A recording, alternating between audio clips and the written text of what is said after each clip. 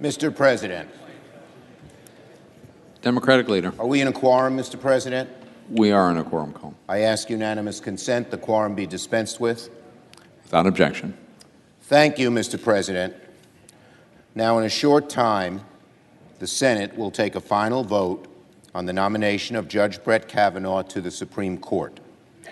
The road that led us here has been bitter, angry, and partisan, steeped in hypocrisy and hyperbole and resentment and outrage.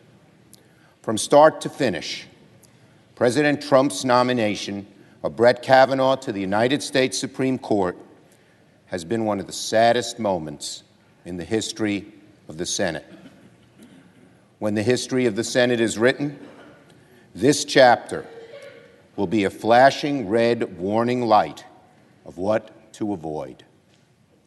Truly, Judge Kavanaugh's confirmation is a low moment for the Senate, for the court, for the country. The Republican majority has conducted one of the least transparent, least fair, most biased processes in Senate history, slanting the table from the very beginning to produce their desired result. Why do I say this? Because they withheld over 90% of the nominee's record from the Senate and the American people. Because they refused to allow Dr. Ford to call a single corroborating witness at the hearing, including the only other eyewitness to the incident. Because they refused to have an independent investigation of the facts before the hearing in order to inform the questioning. Because they hired an outside prosecutor to question Dr. Ford as if she were on trial. Because the White House kept the FBI investigation on a short leash, dictating the scope and even the kinds of questions the FBI was allowed to ask. Because Republican senators, sensing after Dr. Ford's testimony that a debate about the truth and facts was not working, adopted a cynical new strategy to shout, pound the table, and portray Judge Kavanaugh as the helpless victim of some unseen partisan conspiracy. Because the President of the United States,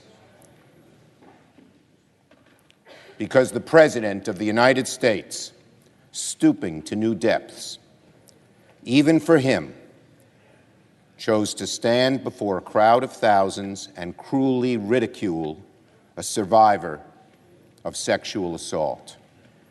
And because this grossly distorted, biased, unfair process run by the Republican majority, the Senate is about to elevate a nominee who doesn't belong on the nation's highest bench. Now, why doesn't Judge Kavanaugh belong on the bench in the nation's highest court? Judge Kavanaugh doesn't belong on the bench because he obscured his views, shrouding his jurisprudence in smoke so thick the American people would never know what he really believed. Judge Kavanaugh doesn't belong on the bench because he was chosen by a president and a far-right organization, both dedicated to overturning and undermining Roe v. Wade, and he did not a thing to refute the presumption that he would want to overturn it too. Judge Kavanaugh doesn't belong on the bench because he was chosen by far-right organizations that are bent on repealing health care protections for Americans with pre-existing conditions, and he did nothing to refute the presumption that he would too. Judge Kavanaugh doesn't belong on the bench because he believes that presidents should not be subject to investigations of any kind while in office, a distortion of our founding principle that no person is above the law. Judge Kavanaugh does not belong on the bench because his jurisprudence is deeply skeptical of environmental protections, consumer protections, workers' rights, civil rights, LGBT rights, and rights of treaties and agreements with Native Americans, and a host of other hard-earned rights. Judge Kavanaugh doesn't belong on the bench because he has repeatedly misled the Senate, putting into serious doubt his credibility, and a judge must be credible, believable, and honest above all. Judge Kavanaugh doesn't belong on the bench because he is an extreme partisan, something we have seen from his earliest days in his career and reconfirmed when he gave one of the bitterest, most partisan testimonies ever presented by a nominee. Judge Kavanaugh doesn't belong on the bench because of his injudicious demeanor. His partisan screed will go down ignominiously in history, and made it clear it would be virtually impossible for him to rule impartially on the Supreme Court. Judges must be temperate, judicious, even-handed. Judge Kavanaugh is anything but. Republican leaders knew before he was nominated that Judge Kavanaugh was a very flawed choice. But once President Trump selected him, Republicans decided they had to rush him through. They became a steamroller over truth, fairness, and our traditions of bipartisan cooperation, any means necessary to reach their desired end. They blamed Dr. Ford and Democrats for Judge Kavanaugh's flaws. They were intent on shrouding the truth because they knew that if the truth came to light, Judge Kavanaugh would be exposed as a truly flawed nominee. So, my colleagues, my fellow Americans, what is the appropriate response? Our country needs to have a reckoning on these issues, and there is only one remedy. Change must come from where change in America always begins, the ballot box. So to Americans, the so many millions who are outraged by what happened here, there's one answer: vote. If you believe Dr. Ford and other brave women who came forward and you want to vindicate their sacrifice, vote. If you believe the Supreme Court should uphold women's rights, vote. If you believe the Supreme Court must protect health care and our pre-existing conditions that are protected now, vote. If you believe the Supreme Court should defend workers, consumers, the environment, civil rights, native populations, vote. If you believe the Supreme Court should be a check on an overreaching president, vote. If you believe the process here in the Senate was a sham and you believe Americans deserve better, vote. If you believe that Supreme Court justices should conform to the highest standards of character, impartiality, temperament, and above all, honesty and credibility, vote. I understand, I share the deep anguish that millions of Americans are experiencing today. But I say to you, my fellow Americans, there is one answer: vote. I yield the floor.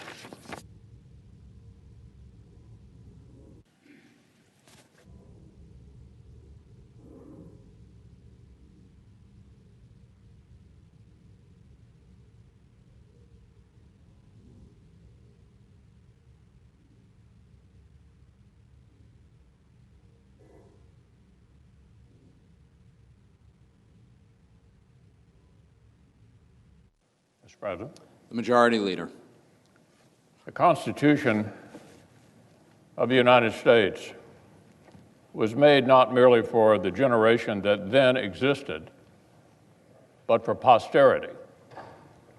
Those are the words of Henry Clay. Mr. President, Kentucky's own. They underscore that the decision United States senators will make today will echo in the history of our nation. The very survival of our constitutional form of government requires an expert and independent judiciary. Without fair and impartial courts of justice, as Alexander Hamilton put it in the Federalist Papers, all the reservations of particular rights or privileges would amount to nothing. The courts guard our rights, and the Senate guards our courts. That, Mr. President, is why today is such an important day. That is why the vote we take this afternoon, a vote to confirm a new Associate Justice of the Supreme Court of the United States, represents one of the most consequential decisions a senator ever makes. The members of this body are duty-bound to ensure we confirm justices of the Supreme Court who are men and women of the highest character and the most superlative qualifications. So fortunately, that is just the sort of nominee who stands before us today. 12 weeks ago, the President nominated a jurist who's been described by legal peers of all political stripes as a superstar, a serious scholar, and who is legendary for his preparation and possesses the qualifications, the temperament, and the judicial philosophy to be an excellent Associate Justice. The President nominated a brilliant student of the law. Those who taught and knew the nominee at Yale say, quote, "It is hard to name anyone with judicial credentials as strong as Judge Kavanaugh." They describe a true intellectual, a leading thinker, and a wonderful mentor and teacher. And those he's mentored, a diverse group of bright young lawyers who've clerked with Judge Kavanaugh, talk about his work ethic, his unflinching, honest advice, and his fundamental humility. For 12 weeks, the Senate has seen that this is not empty praise. We've seen the legendary preparation of a tireless judge. We've seen the patience of a committed mentor and teacher. We've seen the humility of a true intellectual who let his record speak for itself. Each of us have seen this for ourselves. Every senator who came into this process with an open mind has seen that very same Brett Kavanaugh firsthand. We've seen his brilliance, his painstaking thoroughness on display in the 300-plus opinions he issued on the D.C. Circuit. For 12 years, Judge Kavanaugh excelled on the bench that many experts see as the second most important court in our nation. We've seen his geniality and kindness firsthand in our private meetings with the nominee, precisely the collegial approach that is so necessary on the court. We've seen his professional excellence as we reviewed more pages of documents pertaining to Judge Kavanaugh's career than for any other Supreme Court nomination in our history. Pages that depict a meticulous and dedicated public servant. And yes, we have now studied the results of seven FBI background investigations, inquiries that have produced no evidence whatsoever to corroborate any prior misconduct, but rather are consistent with all we know about this nominee's sterling character. This historically tall mountain of evidence adds up to one clear message. Judge Brett Kavanaugh is among the very best our nation has to offer. He will make the Senate and the country proud. He will serve with distinction on our highest court. He unquestionably deserves confirmation, and the country deserves such a Supreme Court justice. Now, Mr. President, as I've explained, the stakes are always high, where a Supreme Court confirmation is concerned. But this time, the stakes are higher, a lot higher than they've been in the past. I can't sum this up better than our friend and distinguished colleague, the senior senator from Maine, put it in her historic remarks yesterday. This is what the senior senator from Maine said: "It is when passions are most inflamed that fairness is most in jeopardy." She said, when passions are most inflamed is when fairness is most in jeopardy. We all know the events of recent weeks have strained the country's comedy and fanned the flames of partisan discord. But even more critically, our very commitment to the basic principles of fairness and justice is also being tested. Basic principles of fairness and justice being tested right here. A vote to confirm Judge Kavanaugh today is also a vote to send a clear message about what the Senate is. This is an institution where the evidence and the facts matter. This is an institution where the evidence and the facts matter.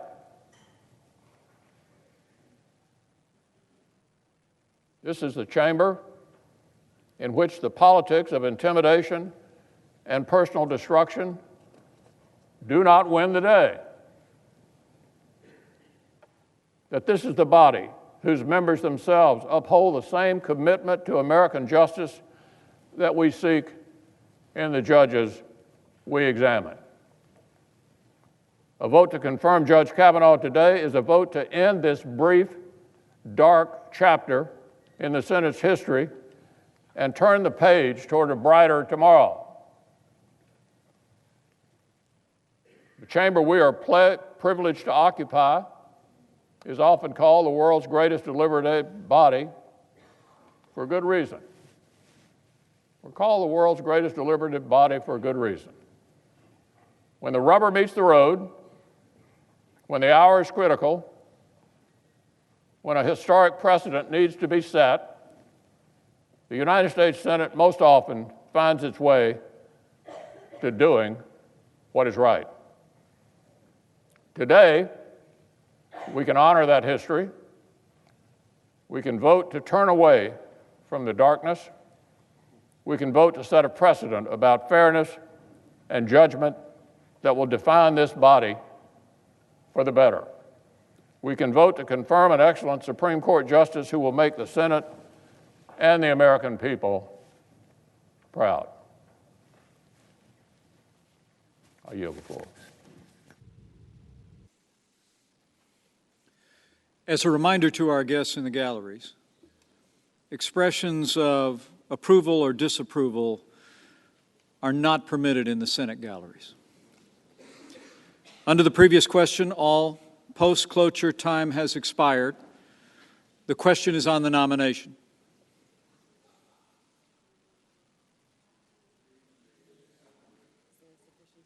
Is there a sufficient second?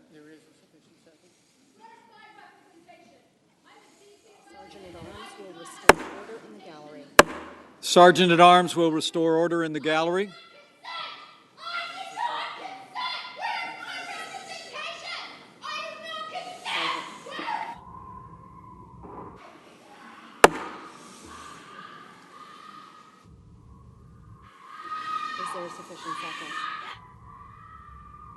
Is there a sufficient second?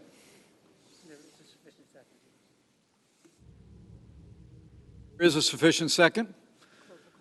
The clerk will call the roll. Mr. Alexander.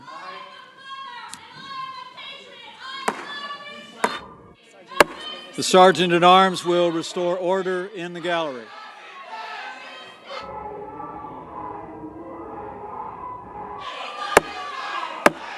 The Sergeant at Arms will restore order in the gallery.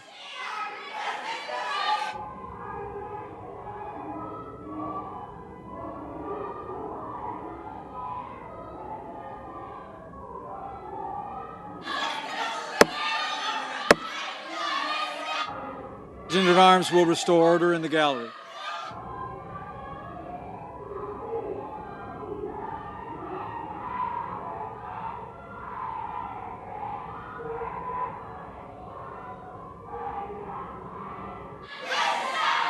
Sergeant at Arms has restored order in the galleries.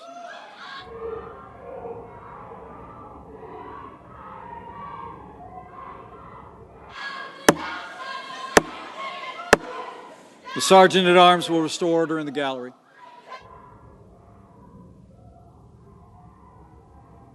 The clerk may continue. Ms. Baldwin. Mr. Barrasso. Mr. Bennett. Mr. Blumenthal. Mr. Blunt. Mr. Booker.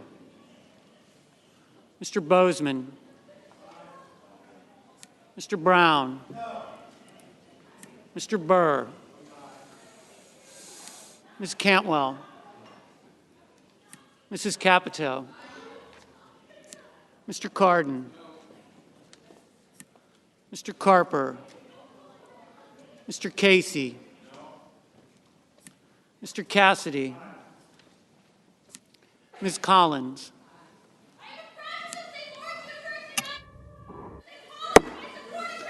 The Sergeant at Arms will restore order in the gallery. Continue. Mr. Coons. Mr. Corker. Mr. Cornyn. Senator will suspend. Sergeant at Arms will restore order in the gallery.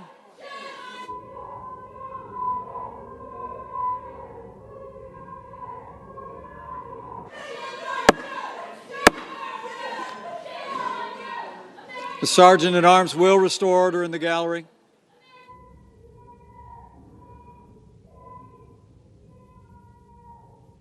Zoom. Mr. Cornyn. Ms. Cortez Masto. Mr. Cotton. Mr. Crapo. Mr. Cruz. Mr. Daines. Mr. Donnelly. Ms. Duckworth. Mr. Durbin. Mr. Enzi. Mrs. Ernst. Mrs. Feinstein. Mrs. Fisher.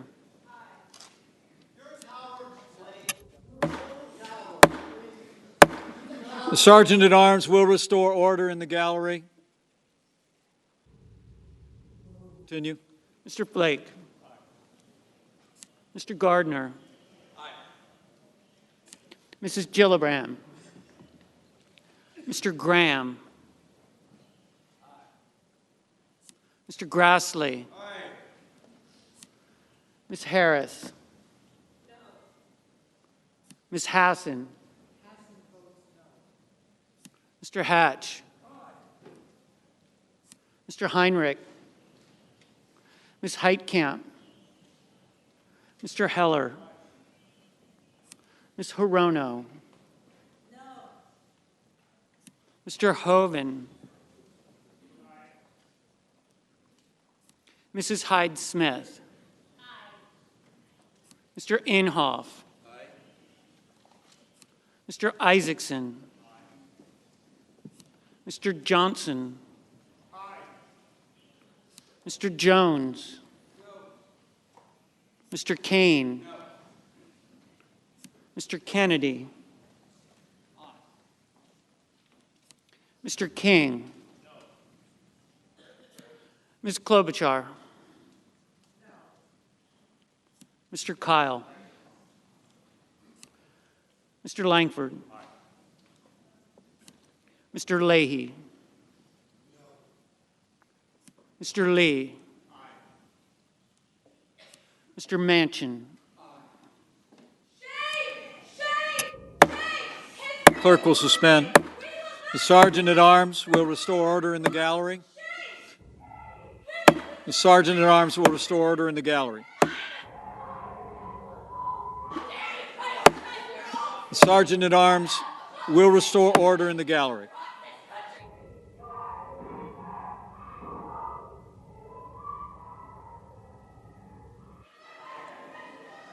Clerk may continue. Mr. Markey. Mrs. McCaskill. Mr. McConnell. Mr. Menendez. Mr. Merkley. Mr. Moran. Ms. Murkowski. Mr. Murphy. Mrs. Murray. Mr. Nelson. Mr. Paul. Mr. Perdue. Mr. Peters. Mr. Portman. Mr. Reed. Mr. Risch. Mr. Roberts. Mr. Rounds. Mr. Rubio. Mr. Sanders. Mr. Sass. Mr. Schatz. Mr. Schumer. Mr. Scott. Mrs. Shaheen. Mr. Shelby. Ms. Smith. Ms. Stabenow. Mr. Sullivan. Mr. Tester. Mr. Thune. Mr. Tillis. Mr. Toomey. Mr. Udall. Mr. Van Hollen. Mr. Warner. Ms. Warren. Mr. Whitehouse. Mr. Wicker. Mr. Wyden. Mr. Young.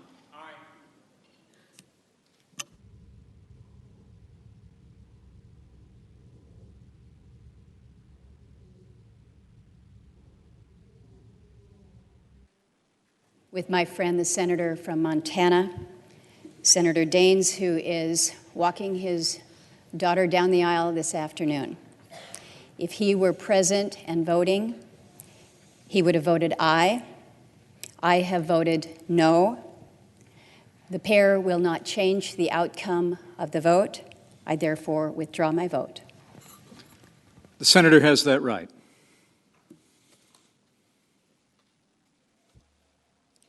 Senators voting in the affirmative: Alexander, Barrasso, Blunt, Bozeman, Burr, Capito, Cassidy, Collins, Corker, Cornyn, Cotton, Crapo, Cruz, Enzi, Ernst, Fisher, Flake, Gardner, Graham, Grassley, Hatch, Heller, Hoeven, Hyde-Smith, Inhofe, Isaacson, Johnson, Kennedy, Kyle, Langford, Lee, Manchin, McConnell, Moran, Paul, Perdue, Portman, Risch, Roberts, Rounds, Rubio, Sass, Scott, Shelby, Sullivan, Thune, Tillis, Toomey, Wicker, Young.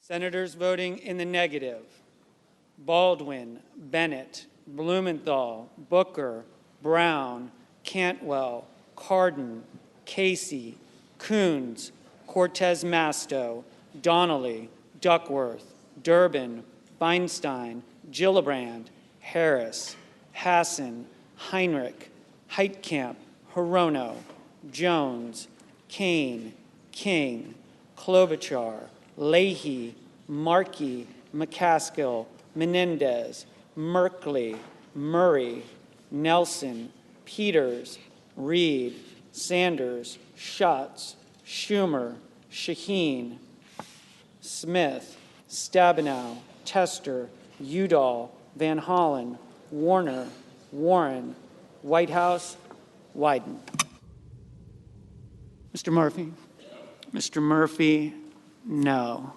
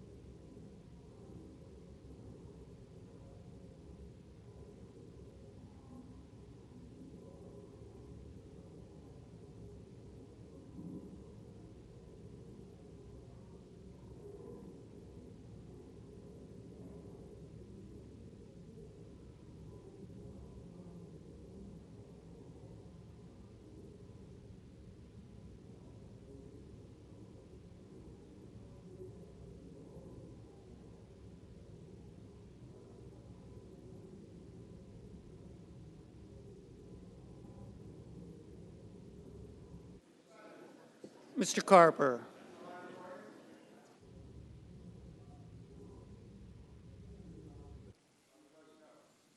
Mr. Carper, no.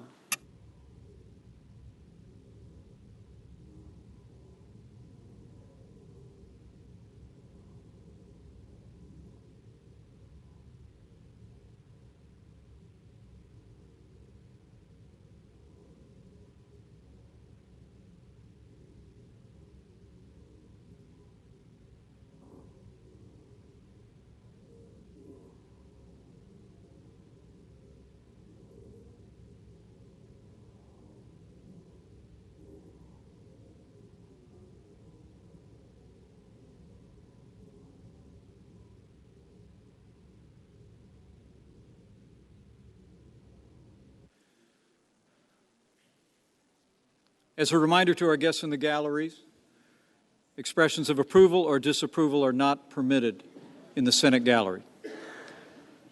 Are there any senators in the chamber who wish to vote or change a vote?